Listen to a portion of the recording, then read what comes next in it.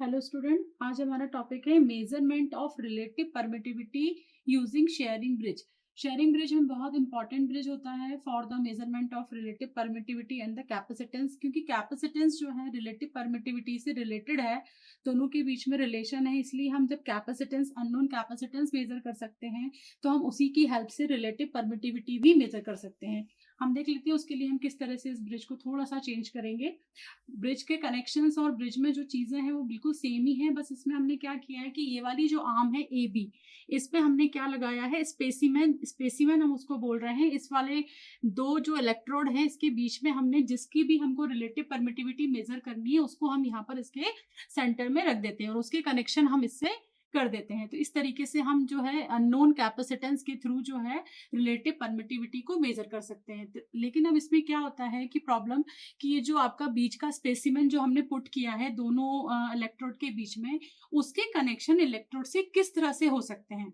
तो वो different different techniques हैं इसके लिए कि किस तरीके से हम जो है स्पेसिमेन को जो है इलेक्ट्रोड से कनेक्ट कर सकते हैं।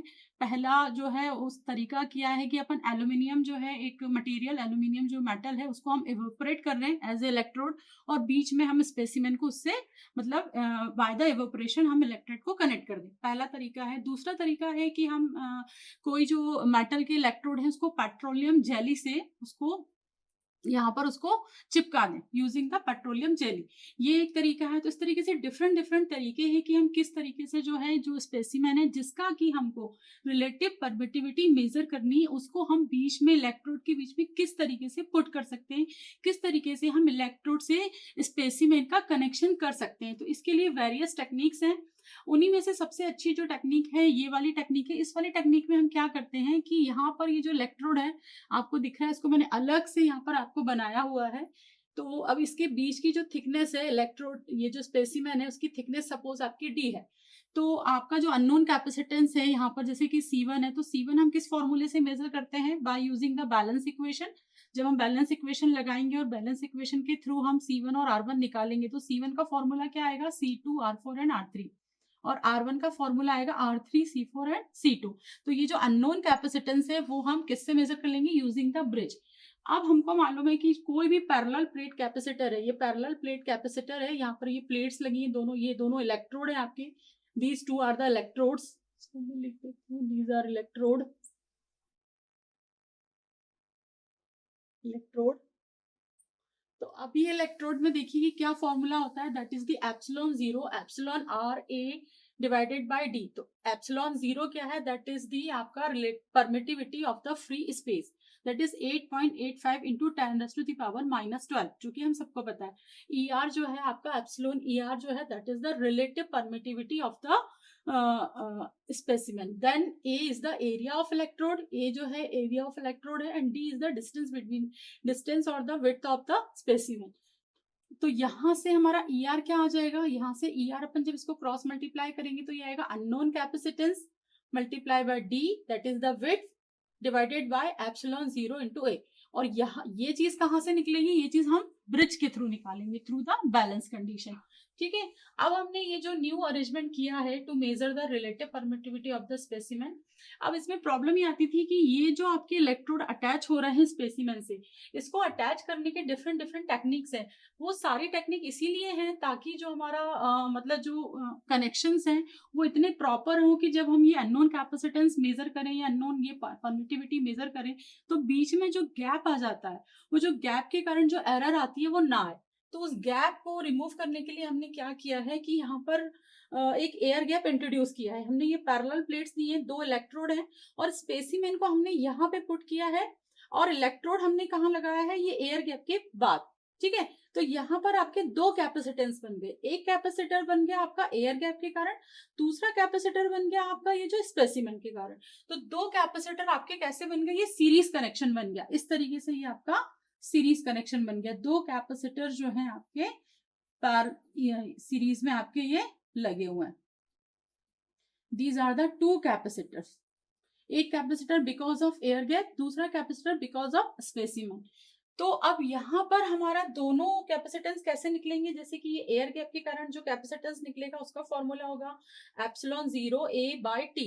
टी जो है एयर गैप की विड्थ हो गई, ए जो है एरिया ऑफ इलेक्ट्रोड हो गया, और ये जो आपका सी एस है दैट इज द अननोन जो कैपेसिटेंस है बिकॉज ऑफ स्पेसिमेन, तो ये हो जाएगा epsilon zero epsilon R A by D, क्योंकि इसकी विड्थ कितनी है आपकी डी है, तो यहां से हम ये इसको निकाल लेंगे। अब जब दोनों कैपेसिटर हमारे किसमें सीरीज में, अब आपको पता है कि सीरीज का फॉर्मूला क्या होता है, जब दो कैपेसिटर सीरीज में लगते हैं तो उनका इक्विवेलेंट जो कैपेसिटेंस होता है वो इस फॉर्मूले से निकलता है, यानी कि वो एज ए ट्रीट होते हैं जैसे कि पैरेलल रेजिस्टेंस। तो पैरेलल रेजिस्टेंस कैसे, जब दो पैरेलल रेजिस्टेंस आपस में कनेक्ट होते हैं तो उनका इक्विवेलेंट कैसे निकलता है, दोनों रेजिस्टेंस का मल्टीप्लीकेशन डिवाइडेड बाय दोनों जो कैपेसिटेंस है उनका समीशन। तो ये पैरेलल रेजिस्टेंस और the series capacitance both are the equal formula. तो यहां से जब अपन इन दोनों की वैल्यू इस फॉर्मूले में रखेंगे, C0 की और CS की, C0 की और CS की, तो इक्विवेलेंट जो हमारे पास कैपेसिटेंस आएगा वो ये आएगा। ठीक है, यहाँ पर हमने इक्विवेलेंट कैपेसिटेंस निकाल दिया using the air gap and D. तो यहाँ इसके बाद अब हम क्या करेंगे कि ये जो स्पेसिमेन है इसको धीरे से रिमूव कर देंगे। इस स्पेसिमेन को जब हम हटा देंगे तो हमारे पास क्या बचेगा, पूरा के पूरा एयर गैप, ये पूरा के पूरा एयर गैप। ठीक है, यहाँ पर एयर बचेगी क्योंकि हमने स्पेसिमेन यहाँ से हटा दिया है। अब हम क्या करेंगे, ये जो इलेक्ट्रोड है इस इलेक्ट्रोड की विड्थ को, मतलब इस इलेक्ट्रोड को, क्योंकि ये मूवेबल इलेक्ट्रोड है और ये फिक्स्ड इलेक्ट्रोड है, ये जो है आपका एक फिक्स्ड है, that is your fixed, and that is the movable electrode. तो जो मूवेबल इलेक्ट्रोड है इसके वेट को हम इस तरीके से एडजस्ट करेंगे कि जो हमको फाइनली मतलब जो कैपेसिटेंस मिले वो उतना ही मिले जितना पहले हमको मिला था जब हमने यहाँ पर स्पेसिमेन रखा था। ये माइक्रोमीटर में इसकी विड्थ को हम एडजस्ट करेंगे, यहां से हम ये मूविंग इलेक्ट्रोड है इसको हम ऐसा मतलब एडजस्ट करेंगे, इतना उसको नीचे लाएंगे कि जो हमारा कैपेसिटेंस है, अब जो कैपेसिटेंस आ रहा है वो पहले वाले कैपेसिटेंस के बिल्कुल बराबर मिले। तो अब हमारे जो है न्यू अरेंजमेंट में क्या हो गया, स्पेसिमेन हटा दिया, तो अब हमारी यहाँ से लेके यहाँ तक विड्थ कितनी थी, डी प्लस टी थी, यहाँ से लेके यहाँ तक कंप्लीट विड्थ। अब हमने इसको एडजस्ट करा, थोड़ा सा हम नीचे लाए, सपोज हम इसको एक्स जो है नीचे लाए, एक्स वैल्यू तक हम इस इलेक्ट्रोड को खिसका करके नीचे लाए हैं ताकि जो हमारा कैपेसिटेंस है वो हमारा वैल्यू जो है उसकी चेंज ना हो। ठीक है, सपोज वो विड्थ एक्स है, अब बाकी बची हुई विड्थ क्या हो जाएगी आपकी, D plus T minus x. ठीक है, this is the normal D plus T minus x. अब यहाँ पर हमारा जो कैपेसिटेंस है वो क्या आ जाएगा आपका, because of free space, epsilon zero A T plus D minus x. अब हम देख रहे हैं कि ये वाला कैपेसिटेंस हमने इस तरीके से इसको एडजस्ट किया है कि ये जो पहले हमारा कैपेसिटेंस आया है वो दोनों क्या है हमारे इक्विवेलेंट हो। जब हम इन दोनों को इक्विवेलेंट करेंगे तो क्या आ जाएगा हमारा, यहाँ पर आ जाएगा आपका दोनों कैपेसिटेंस को इक्वल कर प्रूफ करना है, मतलब ये वाला 1 and 2 both capacitance are equal because of adjusting this electrode।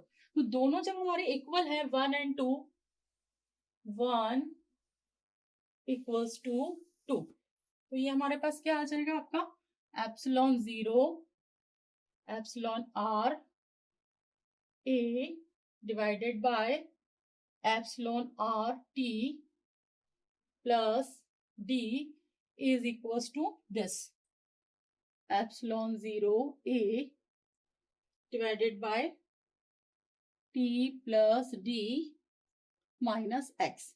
यहाँ पे हमने दोनों को जो है बराबर पुट कर दिया, तो यहाँ से हमारे रिलेटिव परमिटिविटी जब इसको सॉल्व करेंगे तो क्या आएगी आपकी, D upon D minus X, D minus X. तो this is the our final result. यहाँ से हम रिलेटिव परमिटिविटी किस तरीके से निकाल सकते हैं, क्योंकि डी है जो कि हमको पहले से पता है, एक्स जो है वो बिल्कुल हमको पता है क्योंकि हमने माइक्रोमीटर या स्केल से लेकर के हमने इसको शिफ्ट किया है मूविंग इलेक्ट्रोड को, तो ये एक्स डिस्टेंस हम नीचे लेकर आए, तो ये डिस्टेंस भी हमको नोन है। तो इस तरीके से हमारा जो रिलेटिव परमिटिविटी है ये इसका फॉर्मूला जो है हमारा डी माइनस एक्स के टर्म में आ गया।